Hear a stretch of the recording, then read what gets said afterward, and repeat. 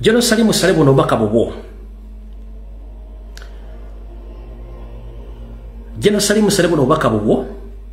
Ne bana Uganda mwenna. Bo manyi nti olya sausages. Bo manyi nti okyali ennyama mu Kampala weegendereze ennyama gy'olya. Nyinza okakutema nti kati ennaku zino muyinza obwa mulya ku bantu. Tojja kikkiriza naye ojja kumala kiwulirako ewantu. Gwalya sausage mu Uganda weegendeze nnyo sausage gy'olya oyinza okuba olya ku bantu. Naawe alya ennyama oyinza okuba olya ku bantu. Knowingly or unknowingly according to label sources zenina.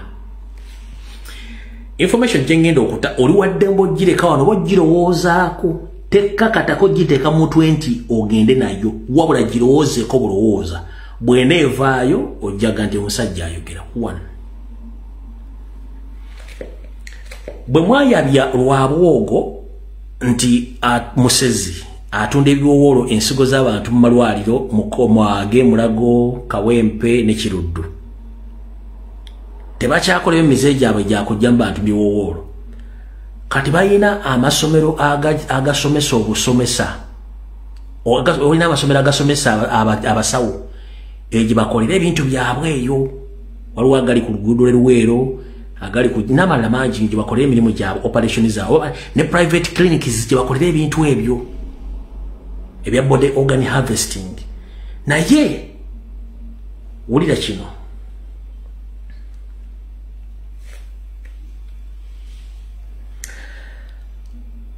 Mwenna abali mambuka ga Uganda. General Salimu Sale ayine komera lye liri babalita Acholi P Kona Clark. Acholi P Kona Clark. Oba Kona wa Acholi P Kona Clark. Eyo barracks eri mambuka ga Uganda. Barracks eyo kusinzira ku reliable sources. Bateekayo ekyuma kino nga buli muntu gwe bakwata oba mujje mu kitundu ky'eggwanga bakuteeka mu kyuma ekyo ne kikufuula ennyama y'obuwunga oba ne kikufuula minced meat. Abantu bamala banyiganga ennyama y'obuwunga ne bagipakira ne bagiguza abalunda ebyennyanja, abalunda goonya n'abali ennyama. Kino kiri Kona Clark mu Acholi P military barracks Salimu Sale gy'atwala. Nchakola due diligence okusinzira ku information gye nafunye nenga kigenda maaso. Eri abantu bangi nnyo abakwatibwa mu bitundu bire by'eggwanga tebaddanga mu kulabikako nga ne makomera tebaliyo. Where are they? Mujjukiranga bakatandika okukwata abaana baffe mu struggle ng'etandika. Mwawuleko story ya Goonya ze baali bawa abaana baffe ku Lake Victoria. Saako n'ekigo ku prison waliwo ebidiba wali Goonya gye bawa abaana baffe. So kati eno story liwaddembo jjulira oba okugireka koyinza ogante omusajja bayogera abamulalo kubanga evo butubagali bintu muga abyogera si bituufu bwe mala okufayo nga musirika kati mukitegedde bulungi nnyo mbagamba ekintu ekyo. So Salimu Sale akimanyi bulungi nnyo ekikolebwa mu Kona Acholi P Kona Clark barracks y'amagye eyo. Era information bwibanga efunye olwaleero oyinza okulya nga omuggo gunyooka mu barracks eyo n'okuba kati ng'essimu zitandise okukubibwa nti eno information yafulumya etya.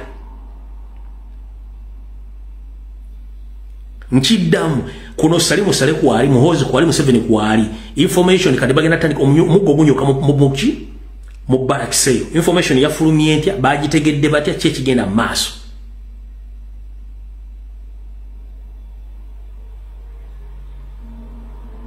So mutegedde bulungi nnyo kati awo tuvuddewo. Kati akatambi kano kengenda okusembyayo naye nza nnyina akala ngenda kusembya butambi bubiri. Wabula gwe Munnayuganda yenna mundange ekusaasidde naddala bali mu diaspora.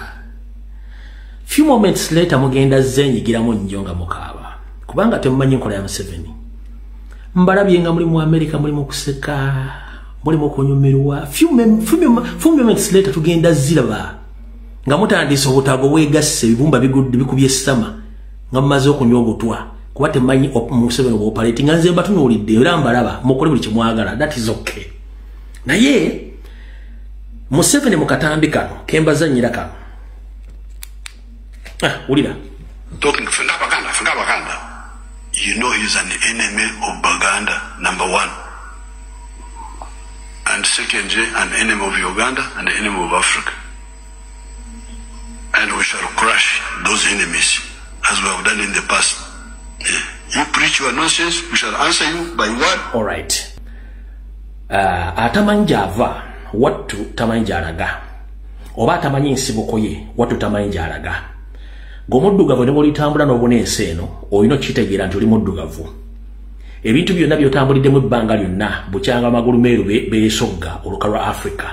Baatukyusa endowooza, ne batuggyako okutegeera kwaffe, ne batwalako obuwangwa n'ennono na buli kimu kye twali tukkiririzaamu. Bo ne batulekera ebyabwe. Bye tusinza okukirako ebyaffe bye twali tumanyi. So nga ate bw'ogenda munda okunoonyereza ku nsonga zino nga weefumiitiriza, wattu ogenda okwezuula nga bakuleka mu bbanga nga tutegeera. Kati mu kigwalo gikyalengera kutegeeza muganda wange lwekaddugala ali eyo naddala munna Uganda gy'oli ngenda kusaba weezuule ng'obudde bukyali mu kigwalo gikyali. Waki njagala weezuule? Atamanyi gy'ava tamanya gy'alaga, atamanyi nsibuko ye era tajja kumanya wa gy'alaga, atamanyi byafaayo wattu tajja kumanya bigenda mu maaso mu kigwalo gikyaleero. Mukimanyi bulungi nnyo nti anaakulyako enswa akugamba toli omulalu, anaakulyako enswa wattu akugamba nti toli omulalu. Lwaki toli omulalu? Kubanga aba akugoba ye amale azikavule akkote gwogende nga tolina ky'osobodde kuzza eri mumwa. Lwaki? Muganda wange yonna gy'oli, oba oli Muganda, oba oli Musoga, oba oli Munyoro, oba oli Mutoolo, oba oli Wamamboka, muganda wange nkubulira bulungi nnyo.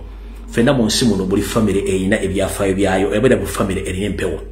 Kye tuyita empewo, ez'empewo ezitukuuma ffe nga bakaddugala. Naye abazungu bajja mu magulu meeru batuleetera eddiini zaabwe, wattu baatuggyako ebyabwe. Naye ennaku zino gye buvudde katono kasita abasajja bana ba Pentecostal Church be tuyita abalokole bajja ba born again. Ne batandika otusiba obutambala ku mutwe nga balowooza nti basobola otutwala mu ggulu nga nina bugisi mufungize, so nga ate nabo beetaaga kusabira. Lwaki? Muganda wange gwali eyo njala kugamba nti tosobola kugumya mbiro, tosobola kugumya musango mbiro n'okugumya embiro n'oga nti ogenda kugumalako era omala ne bakwata n'ogenda n'owooza otya. Wali otuddekawo ne ofumitiriza nti abantu basinga obungi beesiriwazanga abafuka banaaba nti gonna mazzi, so nga ate waliwo enjawulo. Lwaki? Abantu basinga ekintu kitono nnyo kimulina okukola okubeera mu nsi obulungi. Bagamba genda osabe. Nga Bayibuli bwetugamba nti ataakole n'okulya taalye. Ogenda n'osaba, bw'omala okusaba tolina ogenda okukola. N'ebyo bannaffe bagamba nti saba nnyo, Katonda agenda kukyusiza embeera. Lubaala embeera nga n'embiro kw'otadde, Katonda ayamba yeeyambye. Ompulidde bulungi nnyo? Kati muganda wange eddiini z'abalokole bwe zajja n'enkola egamba nti gwe gundi musimanyi oyina ebisiraani, oyina embeera gy'oyitamu biki. Naye kirabika ewammwe mulina ebibbo by'abalongo, mulina lubaale wamuleeta ensawo ensawo ya lubaale tubyoke tukusabire empewo zikuveeko. Abaganda bangi babatumye ne mukola ebintu ebyo. Naye olwaleero njagala kubuusaamu ekintu kimu.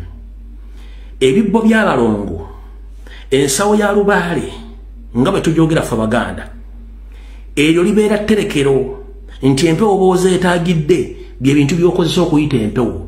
Kiringanga ggwe mu nju mw'osula nti enju osulamu nsule, ne bwekwata omuliro nga toliimu gwe omuntu osigala era osobola okuzimba endala. N'olw'ensonga eyo gwe bakutuma ensawo ya lubaale ne bakutuma ebibbo by'abalongo obitwale wabyoke, baba tebookyezza mpewo zo, baba tebookyezza lubaale wo, bawookyezza ebyo lubaale byakozesa okumuyita okwogererako bw'okkubuulira, lubaale yasigalawo. Era baba tebalina kye bakoledde ogwo okutola ebintu ne bookya ebibbo by'abalongo oba ne bookya ensawo ya lubaale. Baba tebagyeewo mpewo ezo kubanga empewo zibeera mu bbanga. Lwaki? Njagala onoonyezeyo omuntu omu eyali akutte ensawo ekibbo ky'abalongo oba ensawo ya lubaale n'agitwala ew'omusuma ne bagikumako omuliro, n'addamu n'atereera nga bwe bamusabira, oba empewo ne zimuvaako oba ne ziva ku famire ye ne zigenda. Olwaleero njagala ofune enjawulo ku kintu kino. Njagala oletere omuntu omu yakwata ekibbo ky'abalongo oba ensawo ya lubaale owa famire yaabwe n'amukwana n'amutwalira abalokole oba ewantu wonna mubamwokye. Bwe bamala omwokya njawulo ki gy'aba afunye? Kubanga tebamanyi bano abantu. Empewo oba lubaale abeera mu bbanga, tabeera mu nsawo. Ensawo oba ebibbo by'abalongo bikozesebwa bukozesebwa mu ngeri ki? gye tuyitamu n'okwesaanya eri empewo ezo